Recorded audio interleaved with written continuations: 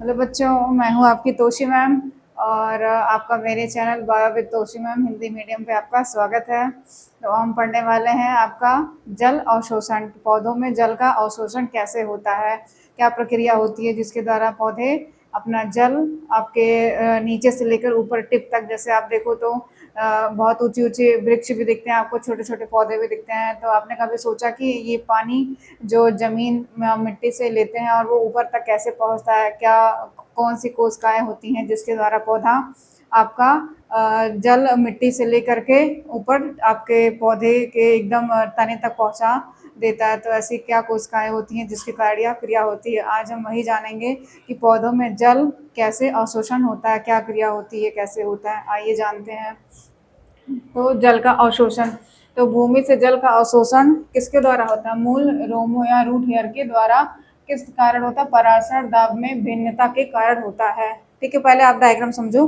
देखो डायग्राम ये क्या है, ये आपका एक मूल रोम है। ठीक है, ये आपका मूल रोम है जो कहाँ होता है? मूल रोम मतलब पौधे, जो आपका पौधा होगा या वृक्ष होगा उसमें क्या होता है, जो जड़ होते हैं उसका एक पार्ट है। जैसे ये आपका क्या, मान लो ये आपका एक पौधा है। ठीक है, ये आपका एक पौधा है, पेड़ है। ठीक है, तो उसमें जो ऐसे ऐसे जड़ें निकली होती हैं उसका हमने एक ये जड़, जो एक जड़ है इसका हमने यही एक जड़ यहाँ पे लिया है। ठीक है, तो एक उसका ये हमने एक मूल रोम लिया है। ठीक है, तो बहुत सारे जड़ हैं उसमें से हमने एक मूल रोम लिया है। ठीक है, जैसे हमारे कई सारे बाल है तो इसमें हम कोई एक बाल लेके उसका अध्ययन करें, तो वैसे इसमें देखो बहुत सारे जड़ होते हैं जिसका हमने सिर्फ एक मूल रोम का हम अध्ययन कर रहे हैं कि उस मूल रोम के द्वारा पानी कैसे आपके जाइलम तक पहुंचता है, फिर जाइलम वाहिकाओं के द्वारा वो आपके वृक्ष के ऊपर तक आपका जो तना होता है वहां तक पहुंचा देता है।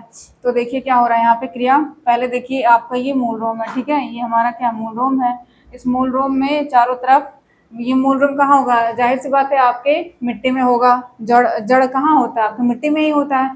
तो मिट्टी में कई तरीके के क्या होते हैं? आपके जल होते हैं। तो बहुत सारे जल क्या होता है, बहुत प्रकार के जल जो मूल रोम होता है, जो जड़ होती है वो ले नहीं पाती हैं। तो उसमें से एक जल होता है केशकीय जल। जो केशकीय जल ही जो होता है वो आपका पौधा ले पाता है। ठीक है, और कई प्रकार के जो जल होते हैं वो पौधा नहीं ले पाता। जब आप बड़े क्लास में जाओगे तो आपको मैं बताऊंगी कि कितने प्रकार के जल होते हैं जो पौधा नहीं ले पाता। अभी आप बस इतना जानो कि केशकीय जल होता है जो पौधे अपने जड़ों के द्वारा लेते हैं, जिसका उपयोग वो अपने दैनिक जीवन में करते हैं। ठीक है बेटा, तो आप क्या समझ रहे हो?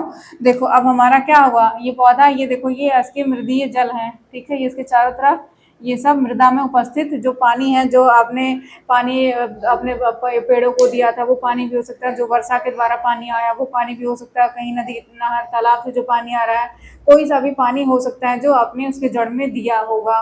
ठीक, तो अब मान लीजिए आपने पानी दे दिया, आपके घर पे कोई पेड़ है, उस पेड़ को आपने पानी दिया। तो अब आप देखो कि पानी कैसे कैसे जा रहा है। तो क्या किया, जब आप पानी डालते हो तो आपका जो मृदा होता है, जो मिट्टी होती है, उस पानी को सोख लेती है ना। तो पानी क्या अपने अंदर वो एब्जॉर्ब कर लेती है। ये जो आपके कण है ये क्या है, आपके चारों तरफ देखो, यहाँ पे चारों तरफ मिट्टी है। ठीक है, ये मिट्टी में क्या हो रहा है, आपके जल इसमें अवशोषित है। इसी मिट्टी में ये आपका जो ये जल है, ये मृदीय जो नीला नीला आपको दिख रहा है, ये आपके इसके मूल रोम से चिपका हुआ है और इसी में क्या आपकी मिट्टी भी चिपकी रहेगी। ठीक है, इसके चारों तरफ आपकी जो मृदा है वो भी रहेगा और इसी में आपका क्या रहेगा, जल भी रहेगा। ठीक है बेटा, तो आप इसी जल के द्वारा ही जो आपकी जड़ें होती हैं वो मिट्टी को पकड़े रहती हैं। ठीक है, इसी मिट्टी और जल जो आपस में ये इस जड़ के मूल रोम में लगा रहता है, उसी के द्वारा ही आपका जो पेड़ होता है, जो वृक्ष होता है वो सीधा खड़ा रहता है। ठीक है, अब देखो क्या हो रहा है, यहाँ पे क्या कह रहा है कि मूल रोम के द्वारा परासरण दाब में भिन्नता के कारण होता है। तो परासरण दाब, तो पहले आप समझो कि परासरण दाब क्या होता है। तो परासरण दाब होता है कि जैसे मान लो ये है आपका परासरण परासरण दाब। ठीक है, तो परासरण दाब में क्या होता है, परासरण दाब में कम सांद्रता से अधिक सांद्रता की तरफ जाता है। ठीक है, कम सांद्रता से अधिक सांद्रता की तरफ जाएगा। जब कोई घोल होगा या कोई पदार्थ होगा जो कम सांद्रता से अधिक सांद्रता की तरफ जाए तो उसे हम क्या कहते हैं, परासरण दाब कहते हैं। तो यहाँ पे हमारा क्या कह रहा है कि देखो अब परासरण दाब के कारण हो रहा है मूल रोम की केशिका जल के निकट, ये क्या, ये हमारा मूल रोम है और ये क्या है, इसके केशिका जल, ये जो नीले नीले दिख रहे हैं ये आपके केशिका जल के निकट संपर्क में रहते हैं। ठीक है, देखो तो मूल रोम के संपर्क में क्या, इसके निकट निकट आपके केशिका जल है। ठीक है, केशिका जल ही होता है जो पौधे ले सकते हैं, जिनका उपयोग वो कर सकते हैं। ठीक है, तो संपर्क में रहता है। मूल रोम के केशिका द्रव्य में, अब देखो यहाँ ध्यान से देखना, मूल रोम के केशिका द्रव्य में खनिज लवण, शर्कराएं और क्या रहता है, कार्बनिक अम्ल इत्यादि घुले रहते हैं। तो मूल रोम के केशिका द्रव्य, ये आपका मूल रोम है। ठीक है, मूल रोम के केशिका द्रव्य, ये इसके अंदर का केशिका द्रव्य है। इसी के अंदर क्या रहेगा, आपका खनिज लवण भी रहेगा, इसी में शर्करा भी रहेगा और इसी में क्या रहेगा, कार्बनिक अम्ल भी रहेगा। तो आपके देखो, आपके मूल रोम के अंदर क्या क्या मिल रहा है, पहले नंबर पे तो खनिज लवण मिल रहा है, दूसरे पे क्या मिल रहा है, शर्करा, फिर क्या मिल रहा है, कार्बनिक अम्ल मिल रहा है। तो इतनी सारी चीजें आपके सिर्फ किसमें मिल रही है, मूल रोम के अंदर मिल रही है। मूल रोम के अंदर क्या याद हुआ, पहले खनिज लवण, दूसरा शर्करा, तीसरा क्या, कार्बनिक अम्ल, ये सारी चीजें आपके मूल रोम के अंदर मिलेंगी। ठीक, इतना याद हुआ। अब देखो क्या हो रहा है, ये सारी चीजें इसके अंदर घुली रहेंगी। केशिका द्रव्य का पराशर दाब भूमि के जल के पराशर दाब से, अब यहाँ देखो ध्यान से देखो बेटा, अब इसमें क्या कह रहा है कि अब इतना देख लिया आपने, इतना याद हुआ ना कि इसके अंदर अंदर ये इतनी सारी चीजें, पहला क्या, खनिज लवण, शर्करा और क्या है, कार्बनिक अम्ल, ये सारी चीजें आपके इसके अंदर ऐसे घुली हुई हैं। ये सारी चीजें आपके अंदर है, मूल रोम के अंदर है। ठीक है, अब देखो केशिका द्रव्य का पराशर दाब, अब ये हमारा क्या, केशिका द्रव्य है। ठीक है, ये इसके अंदर ये जो मैंने काला काला बनाया, जो आपके सारे खनिज लवण, शर्करा और कार्बनिक अम्ल घुले हैं, ये सब क्या है, ये केशिका द्रव्य है। ठीक है, अब केशिका द्रव्य का पराशर दाब भूमि के जल के पराशर दाब से क्या होता है, अधिक होता है। ठीक, अब देखो कह रहा कि अब इसमें इतनी सारी चीजें घुली हैं तो जाहिर सी बात है कि इसका पराशर दाब क्या होगा, ज्यादा होगा, और ये मृदीय जल या केशिका जल में तो कुछ है नहीं, तो इसका पराशर दाब क्या होगा, कम होगा। तो क्या कह रहा है कि आपका जो मृदीय जल है, ये आपका मृदीय जल है। ठीक है, इसमें क्या, इसका पराशर दाब कम है। ठीक, और इसका पराशर दाब क्या है, ज्यादा है। तो हमने क्या पढ़ा था, पराशर दाब क्या होता है, जब कम सांद्रता से अधिक सांद्रता की तरफ आए। ठीक है, तो मिट्टी मृदीय जल जो है, इसकी सांद्रता क्या है, कम है। ठीक है, अब ये कम सांद्रता से, अब ये मिट्टी में जो जल है इसकी सांद्रता कम है, जबकि मूल रोम में सांद्रता ज्यादा है। मूल रोम मतलब ये जो आपकी जड़ है, ये देखो ये जो आपकी जड़ है। ठीक है, इसमें क्या है, इसमें ये ज्यादा सांद्र है, क्योंकि इसमें क्या क्या मिल रहा है आपका, इसमें सांद्रता ज्यादा है। ठीक है, सांद्रता क्या है, ज्यादा है। अब पानी में क्या है, पानी में आपके मृदीय जल में कम सांद्रता है। ठीक, यहाँ पे कम सांद्रता। ठीक है, अब मैंने क्या बताया आपको कि पराशर दाब क्या होता है, जब कम सांद्रता से अधिक सांद्रता की तरफ आए। ठीक, अब जो जल होगा पराशर दाब के कारण क्या होगा, आपका बाहर से अंदर की तरफ आएगा। समझ में आया, समझ में आया क्या हो रहा है। देखो मूल रोम में, ये आपका मूल रोम मैंने बनाया। ठीक है, मूल रोम में क्या, सांद्रता ज्यादा है। क्यों सांद्रता ज्यादा है, क्योंकि इसमें खनिज लवण भी है, शर्करा भी है और क्या है, कार्बनिक अम्ल भी है। इसमें बहुत सारी चीजें पाई जा रही हैं, जिसके कारण क्या हो रहा है, इसकी सांद्रता ज्यादा हो जा रही है। और पराशर दाब का मतलब क्या होता है कि कम सांद्रता से अधिक सांद्रता की तरफ आना।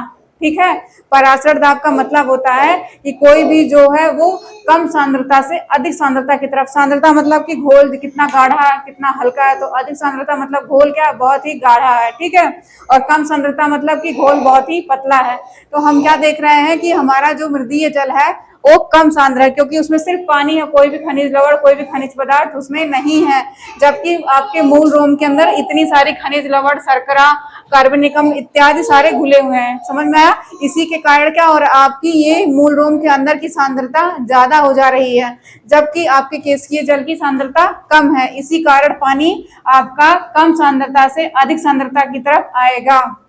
समझ में आया, अगर ऐसे नहीं समझ में आ रहा तो देखो आप क्या करते हो, जब आप किशमिश भिगाते हो रात में, तो किशमिश कैसी होती है, सूखी हुई होती है। जब आप उसमें पानी डालते हो तो सुबह तक किशमिश आपका क्या होता है, फूल जाता है ना। क्यों फूल जाता है, पराशर दाब के कारण ही फूल जाता है, क्योंकि आपके किशमिश के अंदर क्या है, किशमिश आपका कम सांद्र है। ठीक, और क्या हो रहा है, जो पानी है आपका वो अधिक सांद्र है, तो पानी क्या हो रहा है, आपके कम सांद्रता से अधिक सांद्रता की तरफ जाएगा। ठीक है, तो समझ में आया क्या हो रहा है यहाँ पे। देखो जो हमारा मृदीय जल है, जो केशिकीय जल है, उसमें क्या कम सांद्रता है, और आपके जो मूल रोम के अंदर है वो अधिक सांद्र है। ठीक है, तो हमारा पराशर दाब की परिभाषा क्या कहता है कि कोई भी पदार्थ जो कम सांद्रता से अधिक सांद्रता की तरफ जाए उसे हम क्या कहते हैं, पराशर दाब कहते हैं। तो इतना समझ में आया ना। अब पानी हमारा कहाँ आ गया, आपके मूल रोम के अंदर प्रवेश कर गया। जो पानी आपको ये नीला नीला अब बाहर की तरफ दिख रहा था, अब ये पानी कहाँ जाएगा, आपके अंदर आ जाएगा।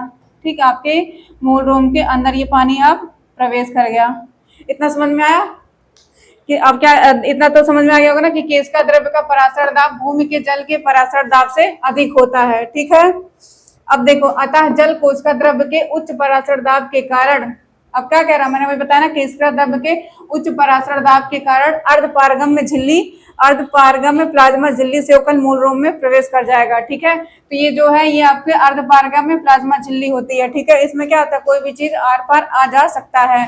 ठीक है, इसी के कारण क्या हो रहा है, पानी हमारा कम सांद्रता से अधिक सांद्रता की तरफ आ जाएगा। प्लाज्मा झिल्ली को पार करते हुए आपका जो पानी है, केशिकीय जल है, वो आपके मूल रोम में प्रवेश कर गया। ठीक, इतना समझ में आया ना, मूल रोम में प्रवेश कर गया। ठीक है, इतना समझ में आ गया। अब देखो क्या हो रहा है, पराशरीय दाबांतर के कारण जल कॉर्टेक्स की कोशिकाओं से आगे बढ़ते हुए, अब पराशर दाब तो लग ही रहा है। ठीक है, कम सांद्रता से अधिक सांद्रता की तरफ जा रहा है। उसी तरीके से अब देखो, अब ये जो हमारा जल है ये कहाँ जा रहा है, जल कॉर्टेक्स की कोशिकाओं से आगे बढ़ते हुए, अब ये हमारा क्या है, ये हमारा कॉर्टेक्स है। अब इसकी कोशिकाओं से देखो पानी हमारा प्लाज्मा झिल्ली से होते हुए पराशर दाब के कारण, अब ये यहाँ पे भी क्या, अब जब ये आ जाएगा तो अधिक सांद्र हो जाएगा, फिर ये कम सांद्रता की तरफ आएगा। ठीक, अब जैसे ही मान लो ये क्या थी, इसकी सांद्रता आपकी ज्यादा थी, अब इसी के, अब ये पराशर दाब के कारण ही ये कहाँ, यहाँ से आपके यहाँ जाएगा, इस कॉर्टेक्स से होते हुए यहाँ से यहाँ, यहाँ से यहाँ होते हुए कहाँ जा रहा है, आपके जाइलम वाहिकाओं में पहुंच जाता है। ठीक है, किस कारण जा रहा है, आपके पराशर दाब से के कारण ही आपका जो पानी है वो देखो आपके कॉर्टेक्स, ये आपका क्या है, कॉर्टेक्स है, कॉर्टेक्स से होते हुए मान लो ये ए है, ए से बी में गया, बी से सी में, सी से डी में, ई में, फिर एफ में, ऐसे क्या हो रहा है, ये प्रवेश कर जा रहा है। ठीक है, इसी कॉर्टेक्स से होते हुए जल आपका कहाँ पहुंच गया, आपके जाइलम में पहुंच गया। ये आपका क्या है, जाइलम है, पानी आपका अब जाइलम में पहुंच गया। अब इसी के द्वारा क्या होगा, जाइलम के द्वारा, जाइलम आपके जो जाइलम क्या करता है, आपको जल को लेके जाता है। जैसे मैंने बताया था कि जा से जाइलम, जा से जड़। ठीक है, जा से जाइलम, जा से जल। ठीक, तो जल क्या होता है, अब जल जो जल होता है वो जाइलम के द्वारा ही मिट्टी से पानी लेकर के आपके तने तक, ऊपर जितना भी ऊंचा पौधा होगा पूरा पौधे तक पहुंचा देता है। समझ में आया। अब क्या कह रहा है, कोशिकाओं से आगे बढ़ते हुए जल जाइलम वाहिकाओं में पहुंचता। अब हमारा जल कहाँ पहुंच गया, जाइलम वाहिकाओं में पहुंच गया, कॉर्टेक्स कोशिकाएं। अब इसके बाद क्या होगा, पानी सभी को मिल जाएगा, पे जितनी भी आपके पत्तियां हैं, तने हैं, सब में पानी पहुंच जाएगा। पानी कौन लेके जाएगा, जाइलम लेके जाएगा। अब इसके द्वारा देखो, अब ये ऐसे पूरे पौधे में आपका जाइलम की जाल बिछी रहती है, जिसके द्वारा ही ऐसे होते हुए जहां तक पानी जाना हो, जितना ऊंचा पेड़ होगा पानी आपको पहुंचा दिया जाएगा आपके पेड़ में। ठीक है, अब क्या कह रहा है कि कॉर्टेक्स कोशिकाएं जल को एक दबाव के साथ जाइलम वाहिकाओं में पहुंचाती हैं। तो ये जो कॉर्टेक्स कोशिकाएं हैं क्या कर रही हैं, एक दबाव लगा रही हैं। ठीक है, एक दबाव लगा के पानी को ऊपर की तरफ पहुंचा रही हैं। अब कोई भी चीज है ऊपर से नीचे तो आसानी से आ जाता है, लेकिन नीचे से ऊपर जाने के लिए क्या करना पड़ता है, आपको ऊर्जा ज्यादा खर्च करनी पड़ती है।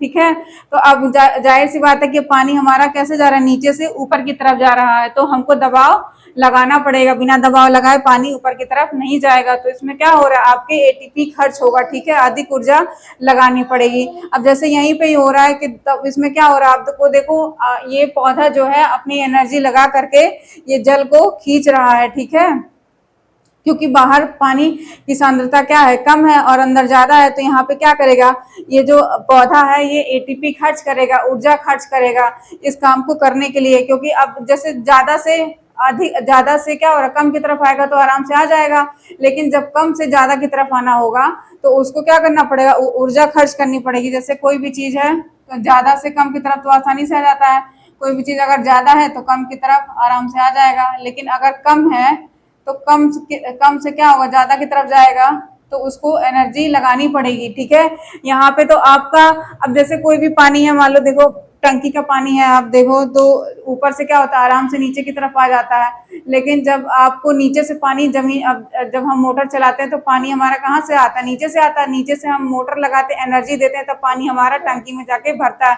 तो उसमें क्या दे रहे हो आप, एनर्जी खर्च कर रहे हो ना, आप इलेक्ट्रिक बिल, बिजली का बिल तो खर्च कर रहे हो ना। तो आप ऐसे ही होता है कि जो आप पानी, अब जैसे हमने पानी एक बार भर दिया तो पानी क्या हो रहा है, जब आप चलाओगे तो पानी आपकी टंकी से नीचे की तरफ तो आसानी से आ जाएगा, लेकिन भरने के लिए हमको क्या करना पड़ेगा, ऊर्जा खर्च करनी पड़ेगी ना। तो यही होता है आपका इसमें भी। तो जब हम ज्यादा से कम की तरफ आएंगे तो आपको एनर्जी कम खर्च करनी पड़ेगी या नहीं खर्च करनी पड़ेगी। लेकिन जब कोई सामान कम है, जब उसको हम लेंगे तो क्या होगा, हमको जाहिर सी बात है एनर्जी उसमें, ऊर्जा एटीपी खर्च करनी पड़ती है। ठीक है बेटा, तो मुद्दा समझ में आया कि जो कॉर्टेक्स होता है, एक दबाव के साथ ये जो जल होता है जाइलम में पहुंचाता है, उसी को हम क्या कहते हैं, मूल दाब कहते हैं, जिसे हम क्या कहते हैं, मूल दाब कहते हैं। ठीक है, जड़ों द्वारा इस प्रकार का जल अवशोषण आपका सक्रिय अवशोषण कहलाता है। सक्रिय अवशोषण का मतलब क्या होता है कि जब आप एनर्जी खर्च करके कोई भी चीज करेंगे तो आपका सक्रिय अवशोषण कहलाएगा। जैसे देखो आपने यहाँ पे लिया पानी, ठीक है, तो आपने क्या किया, ऊर्जा खर्च की पानी को लेने के लिए, क्योंकि आपका ये काम तभी होता है जब आपके क्या हो, मिट्टी बहुत सूखी होती है, जब मिट्टी में पानी कम होता है। लेकिन फिर भी क्या करता है, जड़ जो होता है पानी को, उसको पानी चाहिए ही होता है। तो उस समय क्या होगा, अब मिट्टी में तो वैसे भी पानी नहीं है, मिट्टी में पानी नहीं है ना, अब इसको फिर भी आपके जड़ों को पानी चाहिए, क्योंकि अगर उसको जिंदा रहना तो उसको पानी की जरूरत पड़ेगी ही, वाष्पोत्सर्जन की क्रिया होगी ही। तो इस अवस्था में जो आपका अवशोषण होता है वो सक्रिय अवशोषण होता है। इसमें क्या होता है, क्योंकि जल बाहर मिट्टी में है नहीं, अब आपको जल चाहिए, तो जाहिर सी बात है आप ज्यादा एनर्जी खर्च करोगे मिट्टी में पानी को खोजने के लिए। अब जब आप पानी को खोजोगे तो जाहिर सी बात है, जब मिट्टी में पानी नहीं है तो आपको कहीं इधर उधर बहुत थोड़ी मात्रा में पानी मिलेगा, तो उसमें क्या करना पड़ेगा, आपको ज्यादा एटीपी खर्च करना पड़ेगा। अब वही देखो उल्टा इसका, जब बारिश का मौसम होगा या आप उसको पानी दे रहे हो तो उसकी मिट्टी में भी क्या, जल बहुत अधिक मात्रा में है, तब तो उसको जरूरत ही नहीं पड़ेगी सक्रिय अवशोषण की। ठीक है, तो उस समय क्या होगा, आपका निष्क्रिय अवशोषण हो जाएगा। लेकिन जब ये क्रिया तभी होगी सक्रिय अवशोषण की, जब मिट्टी में पानी की कमी होगी। जब उस अवस्था में जड़ जो होगा आपका मिट्टी से जल लेगा तो वो अवस्था आपकी क्या कहलाएगी, सक्रिय अवशोषण कहलाएगी, क्योंकि उसमें क्या कर रहा है, जो आपका जड़ है वो ऊर्जा खर्च कर रहा है पानी को खोजने के लिए, पानी को लेने के लिए। समझ में आया, इसी को हम कहते हैं सक्रिय